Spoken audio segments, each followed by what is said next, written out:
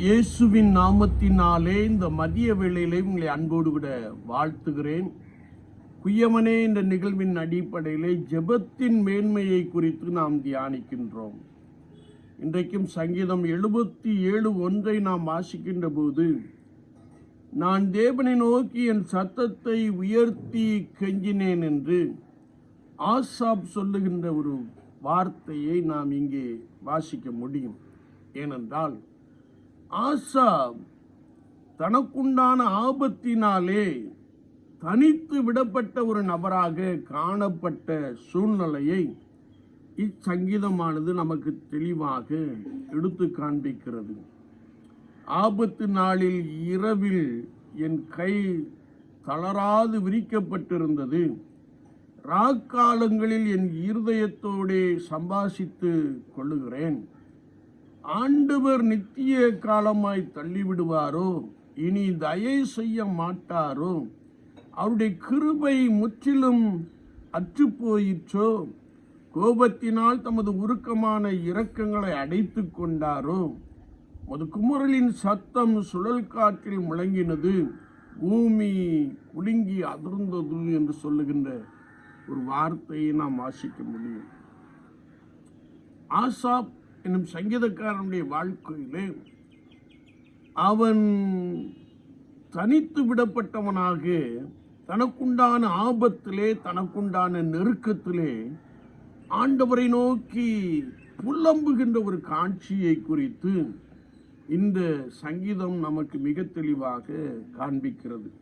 ஏனென்றால், நான் என் சத்தத்தை உயர்த்தி கெஞ்சினேன், அவர் எனக்கு தயை செய்யாமல் என்னை தள்ளி விடுவாரோ என்று சொல்லி ராஜாமங்களில் நான் புலம்பிக் கொண்டிருந்தேன் என்று சொல்லுகிறார்.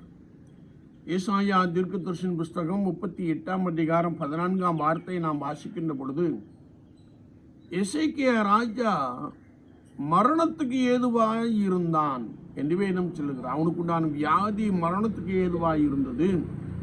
எனவே ஏசாயா தீர்க்கன் வந்து உமது வீட்டு காரியங்கள் எல்லாவற்றையும் ஒழுங்குபடுத்தும் என்று சொன்ன பின்பு எசேக்கியா சுவர்புறமாய் திரும்பி மனம் கசந்து அழுதான் என்று வேதம் சொல்கிறார். ஆண்டவரே, நான் உம்முடைய பார்வைக்கு நலமானதை செய்தேன், என்னை நினைத்தருளும் என்று சொல்லி ஆண்டவரை நோக்கி கதறுகின்ற ஒரு காட்சியை குறித்து நாம் இந்த பகுதியிலே தெளிவாய் வாசிக்க முடியும்.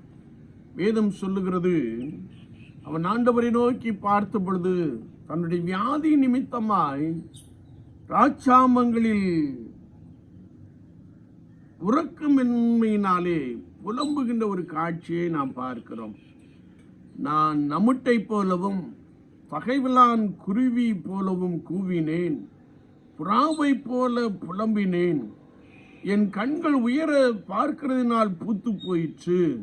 கர்த்தாவே, நான் ஒடுங்கி போகிறேன், என் காரியத்தை மேற்போட்டுக் கொள்ளும் என்று சொல்லி ஆண்டவரை நோக்கி கதறி அழுகின்ற ஒரு காட்சியை குறித்து நாம் பரிசுத்த வேதாகமத்திலே தெளிவாய் வாசிக்கிறோம். வேதம் சொல்லுகிறது, உன் விண்ணப்பத்தை கேட்டேன், உன் கண்ணீரை கண்டேன், உன் ஆயுசு நாட்களை 15 ஆண்டுகள் கூட்டித் தருகிறேன் என்று சொல்லுகிறேன் ஒரு வார்த்தையை நாம் மிக தெளிவாக அறிந்து கொள்ள முடியும்.